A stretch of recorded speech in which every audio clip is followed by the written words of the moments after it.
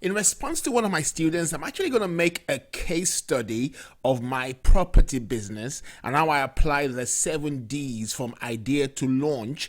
And I'm going to do this over maybe 2 or 3 videos. So let me give you a moment to get your pens and papers ready to kind of write down some things that I'm actually going to say. All right, are you ready? Okay, looks like you're ready. So let's get started. I'm going to give a case study of how I applied the 7Ds. So the first D was dream big. So in our property business, my daughter and I were going to start a property business and we didn't have any money. Okay, so the first thing we needed to do was to find out how we're going to do it. So we sat down and kind of just had a daydream on, what we wanted the company to look like, what we wanted it to be like. And we decided that, okay, we wanted to sell properties, but more importantly, we wanted to help people build a portfolio. I wanted to do this internationally. We wanted to help people build a portfolio. We wanted to do it internationally. That was the dream.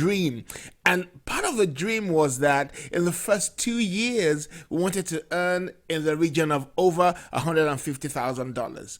Remember, we were going from nothing. We didn't have any money.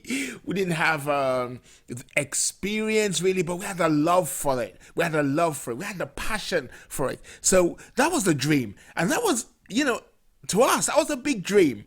And whatever your big dream is, you can get there. You just have to keep on dreaming and applying yourself. So that was the first thing we did. So to reiterate, we decided that, okay, we wanted to help people build portfolios. We wanted to do this internationally, and one of the things we wanted to do was to make sure we earned like $150,000 in the first 2 years. So that was it. That was the big dream. Now we go on to the different stage. How did we think differently? What did we do differently? How did we make sure we were going to persevere? How did we make sure we were going to overcome certain obstacles that we were going to be faced with? So we had to look at the market itself, and we discovered that there were 2 extremes in the property market. The first extreme was the new builds, so properties that were really just brand new properties that sold for anything from £80,000 to around about £250,000. So you're looking about in the region of $120,000 to about $400,000 in dollars.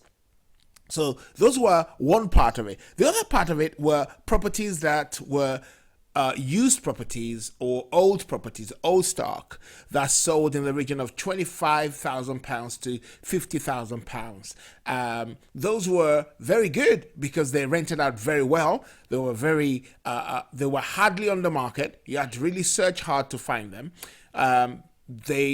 They went so quick. They were very, very viable if you looked at it from a business perspective.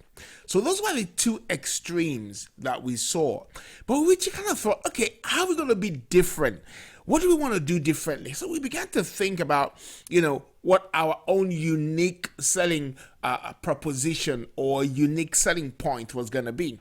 So we decided that we were going to actually sell what we discovered was what's called multi-occupancy properties. Multi-occupancy properties. Those were properties that had like 2 units in them. So you had a house that had 2 flats in it, or you had a house that had 4 flats in it, or you had a house that had 6 flats in it, or you had a house that had 16 flats in it. So we kind of said to ourselves, okay, we want to engage we want to be different. We want to sell the multi-occupancy properties. Why? We discovered that it was better cash flow for our clients.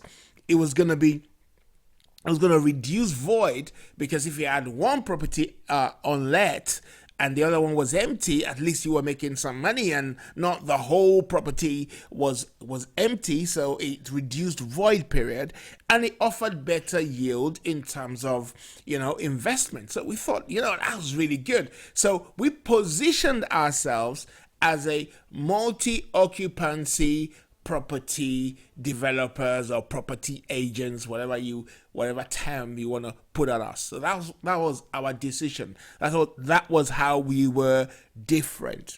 We were going to sell old multi-occupancy properties. We were going to leave behind the new builds. We're going to leave behind the low-cost properties. We're going to jump into the multi-occupancy properties that sold in the region of £70,000, which is like $100,000 to about $400,000. Okay, between £70,000 to 250, 280. So in the region of £500,000 dollars. That was what we decided to do. So yeah, so that was how we chose to be different. So the next stage was the direction stage. So let me recap on what we've talked about so far. So the big dream was to supply, was to help people build portfolios. Okay, we're going to do this by helping them to build with multi-occupancy properties. So now we're going to go to direction. How did we get direction? Well, we discovered there was a property company at that time called Property Wealth. Property Wealth was a new, vibrant, very energetic kind of company that came on the market. They were very bullish. Those guys were extremely bullish. They were very fervent. They really wanted to help people. That's one thing I liked about them. And they knew the tricks of the trade. So we didn't really know the tricks of the trade that well, but we just had a passion for what we were doing. But they knew the tricks of the trade. So we went to their courses, went on their courses, cost about, if you like, about $750 or $1,000 thereabouts. Went on their courses. Then we formed relationships with their solicitor as well as the CEO of the company. So we had a very good relationship with the CEO. So we took him out for lunch. Actually, my wife and I took him out for lunch. We spoke to him. He gave us, new insights into the business, gave us new directions. It really helped us to fine tune our ideas.